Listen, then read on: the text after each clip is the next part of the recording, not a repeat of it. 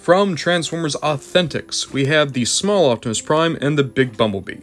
If you don't know what these guys are, these are Transformers that you can find in Dollar Generals, Family Dollars, a lot of kind of cheaper stores, and the idea is these are Transformer characters. They're supposed to give kids a cheap way to get good-sized figures. So you have this guy, which is a little bit kind of deluxe-sized. This is your $5 price point. Bumblebee is your $10 price point. He is more Voyager-sized.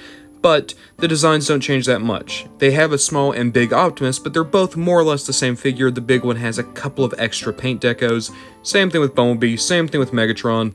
The only character I've seen to have a radically different big version was Starscream, and Starscream was not all that good.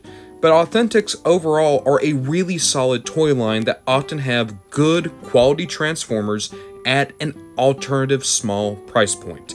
So, I want to check out Optimus and Bumblebee because these were some of the first two to come out many years ago, and I've never once been able to touch them. So, let's have a look-see. Looking at these two, I do think Optimus is a solid little figure, especially when you consider he is deluxe-sized for $5. Bumblebee? I feel like I've been lied to a little bit. We're going to look at Optimus first, and then we're going to get into how little a Bumblebee actually moves. Looking at Optimus, I don't know why, but he kind of reminds me of the Earthspark Warrior Optimus, just with how his legs are shaped and how his backpack works. But he's a decent little guy. You have a ball joint here at the head, you have a ball joint at the shoulder, and a little bit of back and forth. Nothing in the elbow, nothing in the wrist. And then you have a ball joint at the hip, and a good single knee that's also on a ball joint. So, again, I feel like I need to say this. $5 for this Optimus. And he's giving you a good-sized figure for $5. Keep in mind, that's half the price of a core class figure now. Alongside that, there is a decent amount of paint on here. Again, considering the price and considering it's Hasbro. You got silver on the abs, silver here on the side, blue for the windshields, good painted face, even a little bit of silver here for the truck mode. So overall, I like this Optimus. He's pretty solid. In terms of transformation, it's always pretty simple. Let's see if I can suss it out without having to look at directions. It is kind of interesting just how much they're deviating from the, quote, traditional Optimus transformation. Here, they're on these rails. I'm trying to get them through. There we go. So you can see his head's going to be down here. So we're going to stretch all the way out, and then we're just going to fold the legs up, I bet. Yep. Okay. What am I missing here? Oh, they're supposed to connect in? Yep. There we go. There we go. And all right. I mean, it's not the best Optimus truck mode, but that's solid. Okay, I can dig that. My one complaint, as you can see, they really butchered the Autobot logo. And then there's nothing over here. So, obviously, this is not the best Optimus Prime ever. It's not a great Optimus Prime. But $5 meant for little kids? That's not a bad Optimus. As for Bumblebee, he looks impressive. You know what kind of comes to mind when I look at him? Cybertron Hotshot. That's kind of what I'm getting from the silhouette. That said, he does not play like Cybertron Hotshot. You have a swivel at the head. It is very stiff.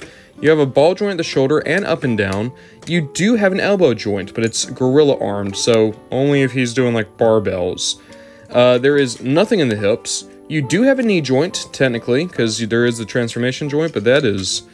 I mean, I guess you can get him like on his knees, I guess? But yeah, you can't really do much with that. The figure looks nice, right? It looks okay, but that's kind of all it has. Other than the arms, you really don't have any articulation, and even then, the arm articulation isn't great. You also have these massive exposed inner workings.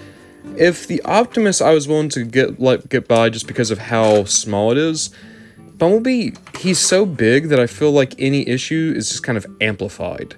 That said, let's see if I can figure out his transformation without looking at the directions. I'm sure it's going to be so hard. We're going to push these back. Yep.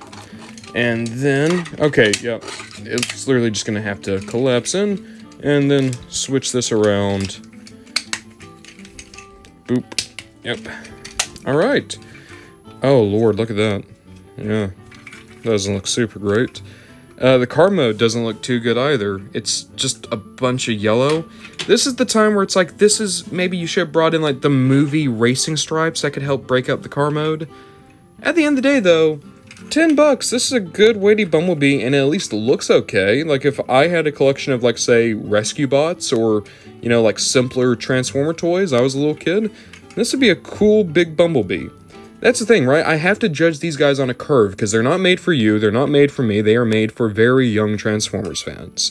This is basically supposed to be like first transforming Transformer, right after your one-step changers and your Rescue Bots. And in that way, I think it's decent. I wish there was more articulation, I wish there was more paint, I wish there was more anything, because there are authentics that are genuinely really, really good, like Soundwave, Wheeljack, RC, Megatron, the smaller Starscream. All of those are incredible authentics figures. Bumblebee here is just kind of okay. That's how I would describe both these figures. They are okay. This could very well be someone's first Bumblebee or first Optimus, and if that was the case, I think they're solid enough. If you're into oddities, or you try to collect every Optimus or every Bumblebee, they're unique figures at the very least. Would I recommend them? No, not really. But at the same time, if you're watching a video about Transformer reviews, you're probably not the market these guys are meant to target.